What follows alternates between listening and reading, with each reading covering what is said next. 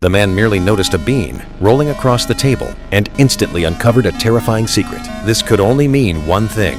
The watchtower they were stationed in had begun to tilt. Sooner or later, the tower would collapse, and when that happened, none of them would survive. What was even more frightening was that their four-person team had already been stationed at the watchtower for 2 years. Their food and drinking water supplies were also running low. Strangely enough, according to regulations, every 2 years, their superiors were supposed to send a new team to replace them. However, the agreed-upon date had long since passed, and the replacement crew was nowhere to be seen. Just as everyone was growing suspicious, Nick, who was on lookout duty, made a shocking discovery. A suspicious ship was approaching across the sea. Even more bizarre, the radar failed to detect it at all. Nick guessed that the vessel might have come to replace them, but the captain felt that something was wrong. Unable to determine the ship's intentions, the captain pressed the alarm and ordered everyone to prepare for combat. He then aimed their weapons at the unidentified vessel. As the ship drew closer and closer, everyone became extremely tense. Meanwhile, Lisa continued trying to contact the vessel over the radio, but there was still no response.